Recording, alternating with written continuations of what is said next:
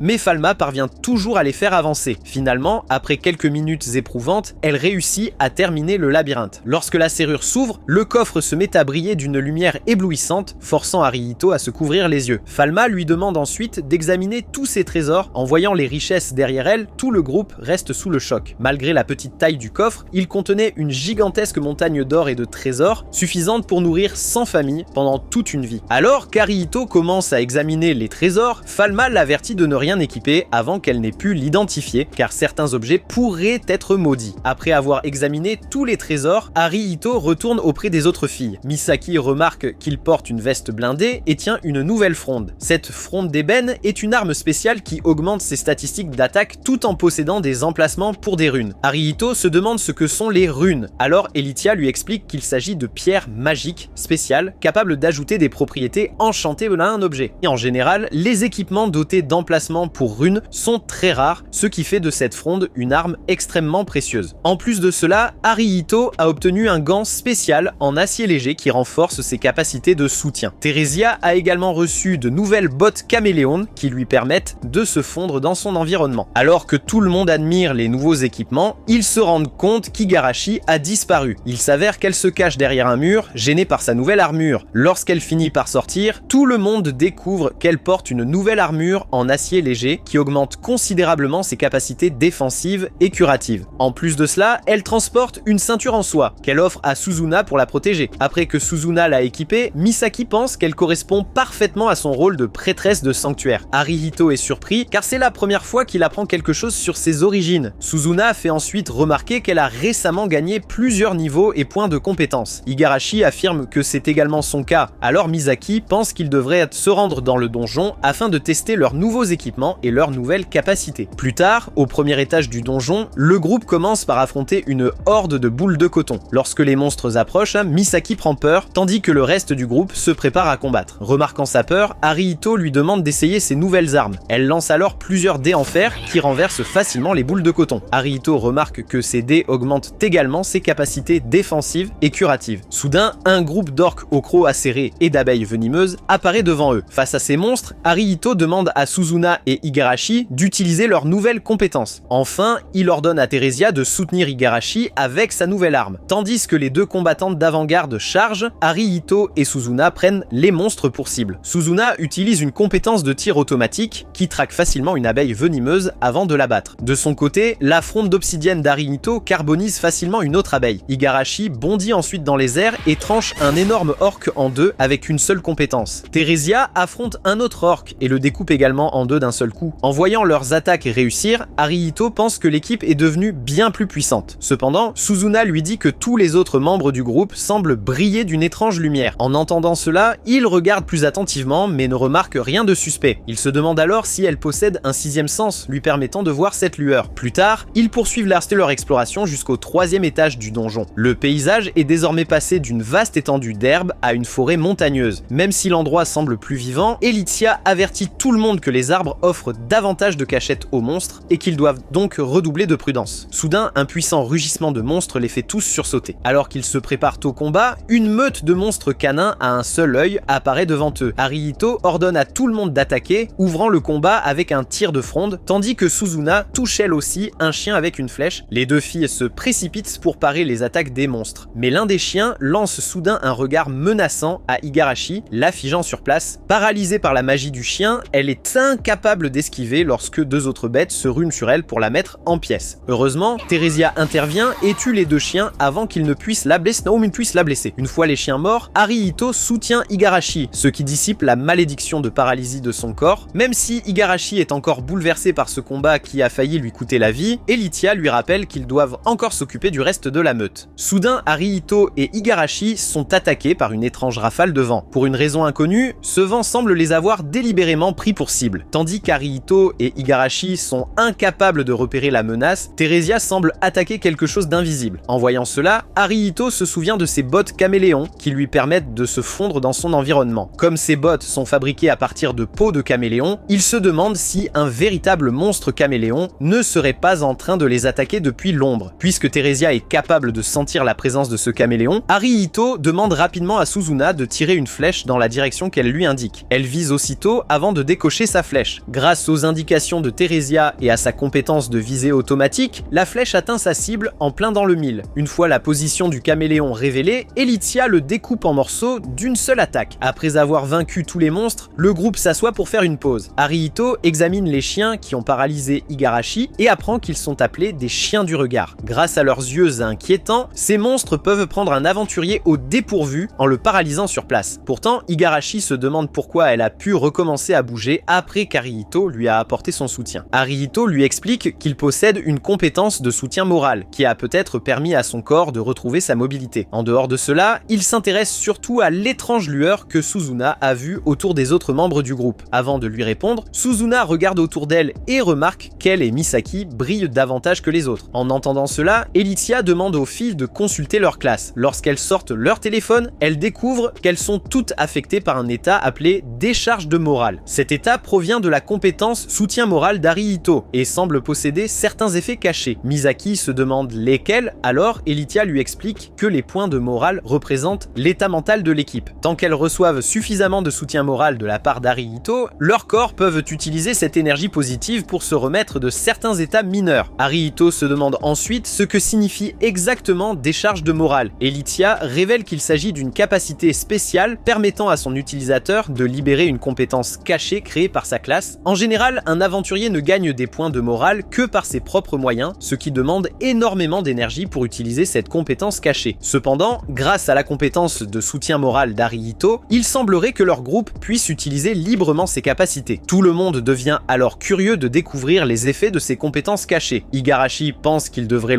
les tester sur le terrain et Misaki se montre immédiatement d'accord. Suzuna est également impatiente de découvrir ses forces cachées, alors elle demande la permission à Arihito. Il acquiesce, désireux de voir toute la puissance du groupe. Peu après, ils se rendent dans une zone dégagée afin de tester leur nouvelle compétence de décharge de morale. Misaki commence la première en utilisant sa compétence cachée appelée Jet de Fortune. Suzuna active en même temps sa compétence spéciale appelée Lecture de la Lune. Lorsque les deux filles lancent leur compétence, leurs corps se mettent à briller de couleurs éclatantes qui s'élèvent jusqu'au ciel. Le Jet de Fortune de Misaki apparaît d'abord entre ses mains, tandis que la Lecture de la Lune de Suzuna écarte les nuages et révèle une pleine lune dans le ciel. La lune projette ensuite une lumière éblouissante sur une zone précise du donjon. En observant la scène, Arihito se demande si les deux filles ne viennent pas de découvrir par accident une compétence combinée. Pendant ce temps, Misaki commence à s'inquiéter pour Suzuna qui reste figée sur place. Préoccupé, Arihito l'appelle, ce qui la fait sortir de sa transe. En remarquant les expressions inquiètes de tout le monde, Suzuna les rassure en leur disant qu'elle va bien. Igarashi désigne alors la zone brillante éclairée par la lune. Suzuna affirme que sa lecture de la lune a fonctionné, alors ils s'approchent tous de la lumière lunaire. Ils y découvrent une pierre de téléportation révélée par la lumière. Elithia leur explique que cette pierre les transportera vers un autre étage du labyrinthe. Cependant, elle précise que leur labyrinthe actuel, le champ de l'aube, est le plus facile de tous et ne possède que 3 étages. Pour cette raison, elle se demande si la pierre de téléportation ne les conduira pas dans un lieu inconnu. Igarashi craint qu'il ne s'agisse d'un piège et se demande s'il ne devrait pas rebrousser chemin. Arihito partage son avis, mais Misaki bondit joyeusement d'excitation en affirmant qu'ils devraient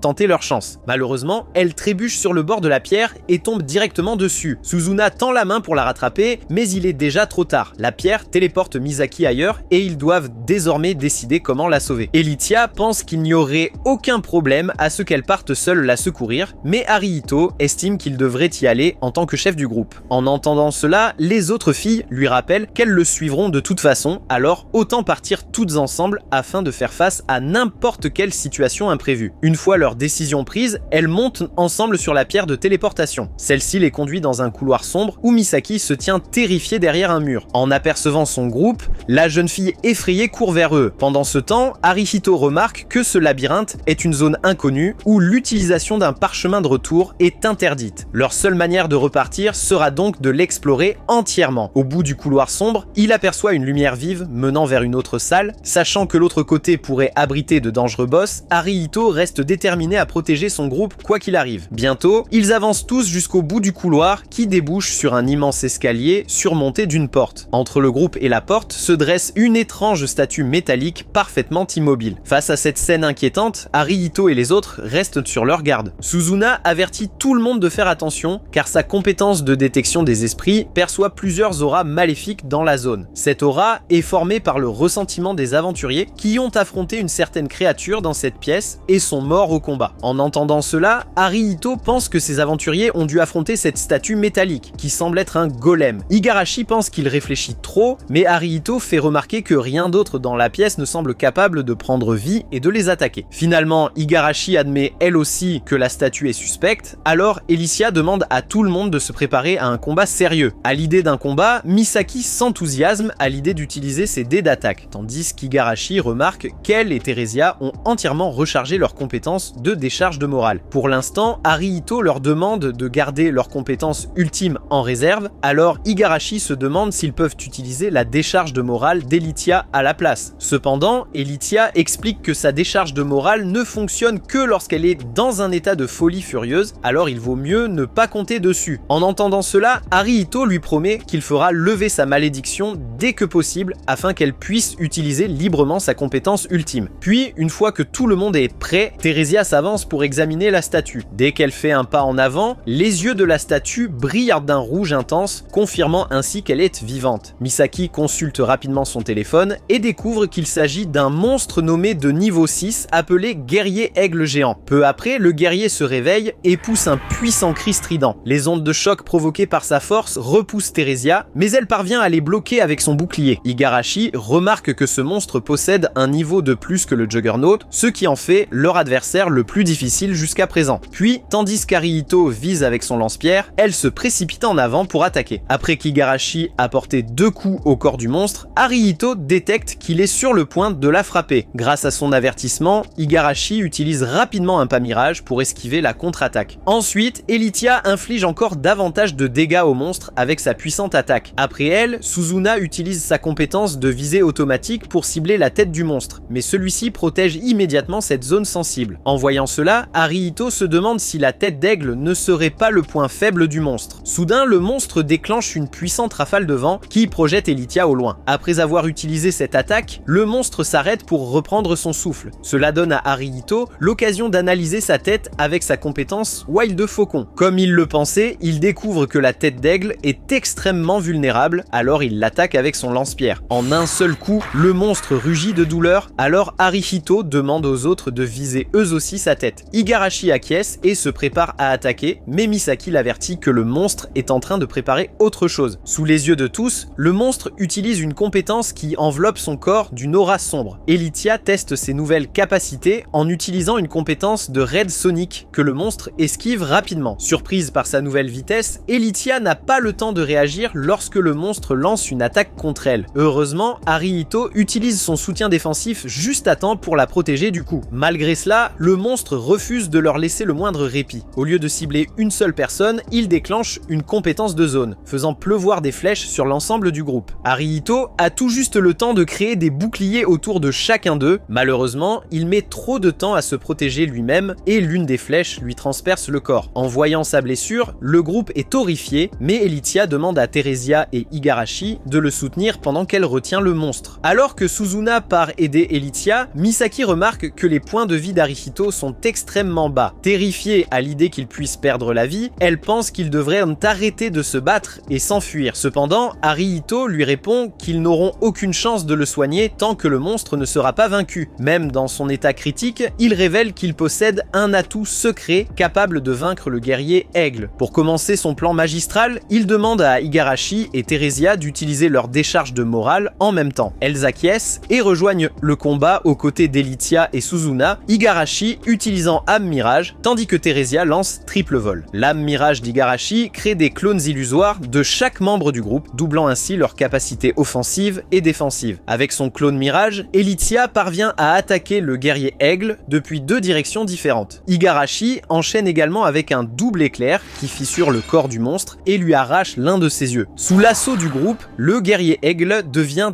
désespéré et se prépare à utiliser une nouvelle fois sa dévastatrice compétence de zone. Cette fois, tout le monde parvient à se défendre contre l'attaque car les clones Mirage reçoivent eux aussi un bouclier grâce au soutien défensif d'Arihito. Après cette puissante attaque, le monstre commence à halter d'épuisement, alors Arihito utilise une compétence de téléportation pour apparaître derrière lui et tirer sur sa tête avec son lance-pierre. Le guerrier Aigle est étourdi, donnant à Elitia l'occasion de déclencher sa compétence Lame Florale. Bien que cette compétence inflige de lourds dégâts au monstre, celui-ci reste en vie, alors Misaki est la dernière à l'attaquer. Après s'être précipitée près de lui, elle lance son dé en fer sur le pied du monstre. À la surprise générale, le minuscule dé épuise ses derniers points de vie, transformant le monstre en une statue de pierre immobile. Une fois le monstre mort, tout le monde pousse un soupir de soulagement. Elitia se précipite immédiatement vers Arihito pour vérifier son état, mais elle découvre que sa blessure s'est guérie toute seule. Igarashi se demande comment il a pu récupérer, alors il explique que la compétence de décharge de morale de Theresia a accordé à tout le groupe un effet de vol de vie qui a drainé la force vitale du monstre pour soigner sa blessure. En entendant cela, Elitia est surprise, tandis qu'Arihito remercie Theresia de lui avoir sauvé la vie. Elle sourit avant de lui présenter 2 gemmes. Elitia explique que la gemme noire qu'elle tient est une rune d'équipement, ce qui signifie qu'il peut l'utiliser avec son lance-pierre. Cependant, la gemme rouge ne lui dit rien. Misaki fait remarquer que la gemme rouge provient de l'œil du monstre, alors elle pourrait avoir une utilité plus loin dans le donjon. Ensuite, ils se dirigent tous vers la porte située au bout de la salle. Après que Theresia a échoué à l'ouvrir, Misaki remarque un petit trou près du sommet de la porte qui ressemble étrangement à leur gemme rouge. Elle se demande si cette gemme est la clé permettant d'ouvrir la porte, alors Arihito soulève Theresia pour qu'elle puisse essayer. Après qu'elle a inséré la gemme dans le trou, la porte s'ouvre dans un grondement lourd. Cette porte les conduit tous dans une salle vide, au centre de laquelle se trouve un étrange cercueil. Alors qu'ils s'en approchent, le cercueil se met à trembler et libère une étrange fumée, comme s'il détectait leur présence. Peu après, il s'ouvre, révélant une femme endormie à l'intérieur. Misaki se demande si cette femme est une poupée, mais Suzuna remarque qu'elle est en réalité vivante. Theresia s'approche alors de la femme, ce qui inquiète Arihito. Cependant, elle désigne calmement une étrange ouverture au milieu de la poitrine de la femme, qui ressemble à une serrure. En voyant cela, Arihito se souvient avoir reçu une étrange clé dans le coffre noir qu'il avait ouvert. Se demandant si cette clé permettra de la réveiller, il l'insère dans la serrure avec le soutien de tout le monde. Peu après, la clé déverrouille quelque chose, ce qui permet à Arihito d'apercevoir un souvenir. Dans ce souvenir, 2 pompiers tentent d'éteindre l'incendie d'une voiture accidentée. Alors qu'ils essaient de protéger la personne à l'intérieur, l'âme de la femme aux cheveux bleus les observe à distance. Une fois ce souvenir terminé, la femme se réveille et reconnaît Arihito comme celui qui l'a réveillé. Il acquiesce, alors la femme se présente sous le nom d'Ariadne, la roue de fer. Elle se décrit comme le 117e dieu caché, ce qui surprend Arihito. Ariadne le remercie d'avoir exploré ce labyrinthe et de l'avoir réveillé, mais elle s'excuse en lui disant que tous ses efforts ont été inutiles. Arihito ne comprend pas, alors elle lui explique qu'elle avait été créée pour récompenser ceux qui parviendraient à la trouver. Cependant, son créateur l'a abandonnée dans ce labyrinthe, ce qui lui a progressivement fait perdre ses pouvoirs. En plus de cela, elle a également perdu de nombreuses pièces mécaniques, l'empêchant ainsi de retrouver sa véritable force. Suzuna se demande pourquoi elle a été abandonnée, alors Ariadne explique que son créateur l'a considérée comme un échec, puisqu'elle n'était à ses yeux qu'un produit défectueux, il l'a enfermée dans le labyrinthe. En entendant cela, Igarashi trouve extrêmement cruel d'abandonner quelqu'un ainsi, tandis que Theresia serre le poing de rage. Pendant ce temps, Arihito se demande s'il existe un moyen de la libérer du labyrinthe. Ariadne explique qu'il peut la sauver en retrouvant ses pièces perdues et en lui jurant fidélité. Cependant, elle le met en garde, car s'il fait cela, il deviendra l'ennemi de tous les autres dieux cachés. Arihito se demande pourquoi il ne pourrait pas simplement devenir ami avec les autres dieux, mais Ariadne lui répond que les règles ne peuvent pas être changées. Si une personne jure fidélité à l'un des dieux cachés, elle devra alors assumer la responsabilité de rassembler tous les autres. Alors qu'Elitia ne comprend pas vraiment ces paroles, Ariadne explique au groupe qu'un seul des dieux cachés peut être assez puissant pour devenir un allié digne de ce nom. Comme elle est considérée comme un échec et qu'elle a perdu plusieurs de ses pièces, elle est actuellement trop faible pour affronter les autres dieux cachés. En entendant cela, Arihito comprend pourquoi elle le met en garde avec autant d'insistance. Malgré tout, il sait que son groupe veut sauver cette personne abandonnée, alors il leur demande à tous s'ils sont d'accord. Un par un, tous les membres du groupe acceptent d'aider Ariadne. De plus, Elitia pense qu'Ariadne leur sera d'une grande aide une fois qu'elle aura récupéré une partie de ses pouvoirs. En entendant leur réponse, Ariadne est surprise, mais Arihito lui demande comment il peut lui jurer fidélité. fidélité. À ces mots, elle tend la main, ce qui forme un contrat entre elle et Haruhito. Grâce à ce contrat, il peut désormais la contacter avec son téléphone. Même si Ariadne ne peut pas faire grand chose avec sa force actuelle, elle promet d'aider le groupe s'il se retrouve un jour en danger. Ensuite, elle commence à créer un portail qui les ramènera à la surface. Pendant qu'elle crée le portail, Suzuna lui demande s'ils pourront revenir la voir. Alors Ariadne lui répond qu'ils pourront lui rendre visite une fois qu'elle aura retrouvé sa force. Peu après, ils lui disent tous au revoir et retournent à la surface du labyrinthe. Une fois dehors, tout le monde célèbre leur victoire dans ce dangereux labyrinthe. Igarashi remercie Haruhito pour sa rapidité d'esprit et son soutien qui leur ont permis de survivre et il accepte ses remerciements. Cependant, toute la fatigue finit par le rattraper et il s'effondre presque au sol. Igarashi le soutient rapidement, sachant qu'il est le plus épuisé de tous. Pendant ce temps, dans la salle scellée, Ariadne remarque qu'il aura fallu plus de 860 ans pour que son sceau soit enfin brisé. Sachant qu'Haruhito est celui qui l'a sauvé, elle fouille dans ses souvenirs. Dans l'un de ses souvenirs, une femme couverte de sang tient Haruhito bébé dans ses bras, priant pour qu'il survive. Après cet incident, il a refusé de laisser l'un de ses amis être blessé en sa présence. En voyant sa détermination sincère, Ariadne utilise un sort de protection afin de le soutenir dans l'ombre. Plus tard, après être rentré chez lui, Haruhito informe Louisa de l'existence du donjon secret. Même si elle est désormais habituée à ses exploits qui défient toutes les règles, cette nouvelle la laisse complètement sans voix. Elle lui explique que le groupe d'Haruhito vient de découvrir un territoire encore inexploré, ce qui signifie qu'ils ont obtenu une énorme quantité de points de contribution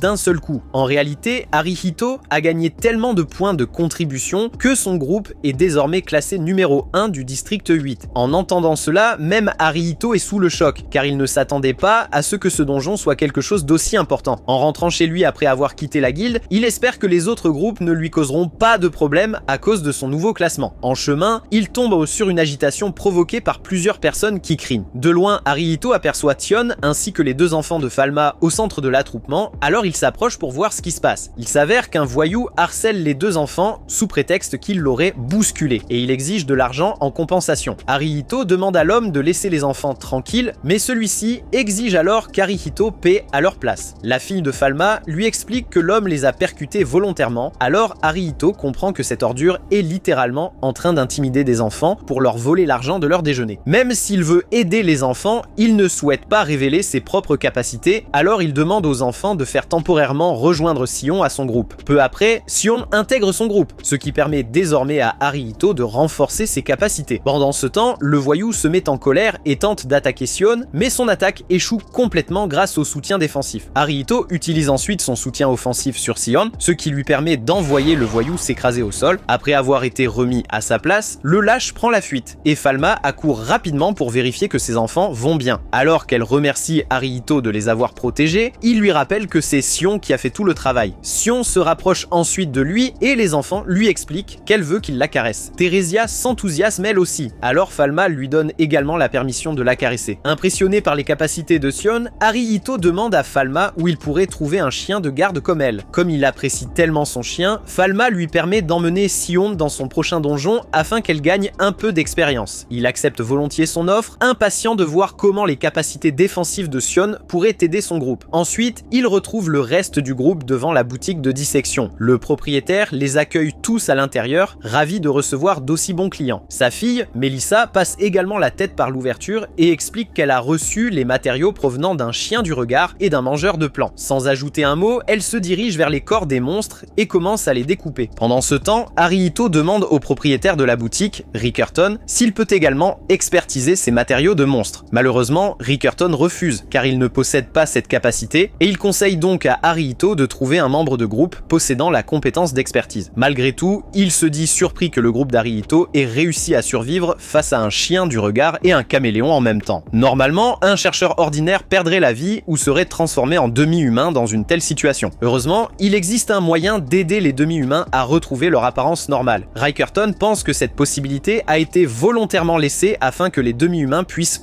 conserver un espoir. Haruhito est d'accord avec lui et explique qu'il souhaite lui aussi aider Theresia à redevenir normale. En entendant cela, Rickerton est véritablement surpris. Il admet qu'il n'a pas parlé des demi-humains simplement comme une remarque en passant, mais parce qu'il pense constamment à sa femme. Malheureusement, elle est morte au cours de l'une de ses aventures et est devenue une demi-humaine. Lorsque certains aventuriers l'ont retrouvée, elle était enceinte de Melissa. Après Après être rentrée chez elle, elle a confié Melissa à son père avant de rejoindre un autre groupe afin de continuer à partir à l'aventure, car la seule manière de découvrir comment annuler sa transformation était de devenir plus forte. Touché par cette histoire, Harihito félicite Rickerton d'avoir accepté de se séparer de sa femme afin de préserver sa liberté. Rickerton n'est cependant pas particulièrement flatté, car il pense ne pas être un très bon père. Comme Melissa a grandi dans sa boutique, elle est devenue obsédée par la dissection de toutes sortes de matériaux de monstres rares. Malheureusement, cela signifie qu'elle passe la majeure partie de son temps à travailler à l'intérieur au lieu d'interagir avec d'autres enfants de son âge. Même s'il est utile qu'elle apprenne un métier pour son avenir, Rickerton se demande si cela vaut vraiment la peine de sacrifier son enfance pour ça. En entendant son histoire, Igarashi éprouve elle aussi de la compassion pour Rickerton, qui espère que sa fille pourra un jour découvrir le monde extérieur. Malgré tout, même s'il ne veut que son bien, Rickerton se demande s'il n'est pas en train de se comporter comme un père trop autoritaire en poussant sa fille à fréquenter davantage les autres. Melissa n'est pas d'accord et affirme qu'elle ne s'est jamais sentie accablée par ses conseils. Elle présente ensuite à Harihito une pierre de camouflage qu'elle a extraite du corps du caméléon. Grâce à cette pierre, Harihito peut conférer la compétence de furtivité à son équipement, ce qui lui permettrait de se fondre dans son environnement. Il envisage de donner cette pierre à un membre de l'avant-garde, mais Igarashi lui dit de l'utiliser pour lui-même. Elle rappelle à Harihito qu'il doit aussi prendre soin de lui, sinon il finira encore blessé comme lors de son combat contre le guerrier aigle. Cependant, Melissa l'avertit que la compétence de furtivité consomme énormément de mana, alors il devra l'utiliser avec beaucoup de prudence. Il acquiesce tout en réfléchissant à la manière d'utiliser cette pierre avec ses compétences actuelles. En combinant la furtivité avec sa capacité de position arrière, il pense pouvoir éliminer ses ennemis par derrière sans qu'ils ne remarquent sa présence. Après y avoir réfléchi, il décide finalement d'équiper la pierre. Puis, se souvenant des paroles de Rickerton un peu plus tôt, il demande à Melissa si elle aimerait explorer le labyrinthe avec son groupe. Elle acquiesce, alors il lui dit de se préparer à rejoindre son équipe lors de leur prochaine mission. Ensuite, Harihito et son groupe se rendent au manoir de Lady Olerus où une suite royale leur est réservée. À la réception, une servante appelée Millet conduit les filles jusqu'à leur chambre, tandis qu'Harihito est appelé pour effectuer l'enregistrement. Alors qu'il remplit le formulaire, un autre aventurier s'approche pour le saluer. Comme c'est la première fois qu'Harihito vient ici, il lui rend poliment son salut et lui explique qu'ils seront désormais voisins. L'aventurier lui révèle alors qu'il est le chef du groupe qui occupait auparavant la première place du classement. Désormais, il s'intéresse à l'homme qui l'a détrôné. En entendant cela, Harihito fait preuve d'humilité et affirme qu'il n'a pas assez d'expérience pour mériter la première place. Il explique plutôt que son groupe est arrivé en tête uniquement grâce à un énorme coup de chance. Même si l'autre aventurier sait qu'Harihito est encore nouveau, il pense malgré tout qu'il doit posséder des capacités surpuissantes qui lui ont permis de grimper aussi rapidement dans le classement. Il se demande si Harihito possède dans son groupe un membre de haut niveau qui l'aurait aidé à progresser aussi vite. Alors Harihito lui explique qu'ils ont récemment recruté une puissante combattante de niveau 9. À cette mention, l'homme comprend immédiatement qu'il doit s'agir d'Elytia qui est récemment arrivée dans leur district. Harihito est surpris car il s'attendait à ce que l'homme soit beaucoup plus en colère contre lui pour lui avoir pris la première place. Pendant ce temps, le type remarque qu'Harihito se montre réservé, alors il se présente comme Georg, le chef de Polaris, et lui dit d'arrêter d'être aussi formel avec lui. En entendant le nom de son groupe, Harihito réalise qu'il n'a toujours pas donné de nom à sa propre équipe. Georg est surpris, mais il lui dit simplement d'en choisir un, puisqu'il en est le chef. Cependant, Harihito refuse, expliquant que le succès du groupe dépend de chacun de ses membres et qu'il ne choisira donc aucun nom sans demander leur avis. Surpris par son attitude humble, Georg sourit avant de repartir s'occuper de ses propres affaires. Ensuite, Harihito rejoint la salle à manger où tout le monde se voit servir un repas digne d'un restaurant 5 étoiles. Harihito, Igarashi et Suzuna savourent leur repas, mais Misaki se sent mal à l'idée de manger de la viande de monstre. Comme elle n'en veut pas, elle donne sa portion à Theresia qui l'accepte avec plaisir. Elytia commence alors à la taquiner en affirmant qu'elle cessera de grandir si elle ne mange pas suffisamment. Cependant, Misaki lui fait remarquer qu'elle est déjà plus grande qu'elle, ce qui blesse immédiatement son ego. Puis Elytia elle-même finit par en avoir assez de ses légumes et en donne la moitié à Suzuna. Pendant ce temps, Igarashi est également rassasiée, alors elle donne le reste de son repas à Theresia. En la voyant manger dans les assiettes de tout le monde, Harihito est surpris par son immense appétit. Elytia se demande s'il serait possible de demander à Theresia d'écrire quels sont ses plats préférés, mais Harihito secoue la tête et explique qu'elle est incapable de communiquer avec des mots, même par écrit. Malgré cela, elle est parfaitement capable de comprendre tout ce qu'elle voit et entend. Suzuna se sent triste car même ses compétences de guérison ne lui permettent pas d'aider Theresia. Pour la réconforter, Theresia lui propose une partie de son propre repas, mais Suzuna refuse. Harihito rappelle également à tout le monde de ne pas trop manger puisqu'une nouvelle aventure les attend bientôt. S'ils partaient au combat avec l'estomac complètement rempli, cela pourrait finir par ruiner toute leur expédition. En entendant cela, Theresia continue tranquillement à manger comme si de rien n'était. Pendant ce temps, Misaki demande à Haruhito si elle pourra participer à leur prochaine expédition. Il refuse et lui explique que son niveau est encore assez faible, ce qui pourrait la mettre en danger. De plus, Sion et Melissa seront déjà avec eux, donc le groupe serait complet sans elle. Même si Misaki comprend son raisonnement, elle insiste tout de même pour venir et promet qu'elle restera à l'arrière afin d'éviter tout danger. En entendant cela, Haruhito commence à réfléchir à un moyen de la protéger, tandis que Misaki lui affirme que sa simple présence augmentera la chance du groupe. Intrigué, il vérifie ses compétences et découvre qu'elle possède plusieurs capacités, augmentant les taux de butin ainsi que la chance, ce qui permettrait au groupe d'obtenir bien plus facilement des objets de grande qualité. Puisque c'est le cas, Haruhito décide finalement de l'emmener lors de leur prochaine expédition. En voyant Misaki recevoir toute l'attention, Suzuna demande à Haruhito d'examiner également ses compétences. Il accepte et passe en revue toutes ses capacités liées au tir à l'arc avant de décider de conserver ses points de compétences afin de pouvoir lui apprendre plus tard une capacité de tir multiple. Le lendemain, le groupe se prépare à partir vers le labyrinthe. En chemin, ils s'arrêtent brusquement lorsqu'une énorme agitation éclate derrière eux. En regardant de plus près, Haruhito aperçoit une véritable armée de monstres volants dans le ciel. Elitsia s'écrie alors qu'il s'agit d'une invasion massive de monstres qui menacent de détruire toute leur ville. C'était la fin du 7e épisode. Regardez la prochaine vidéo à l'écran, abonnez-vous et activez la cloche pour ne pas manquer la partie 8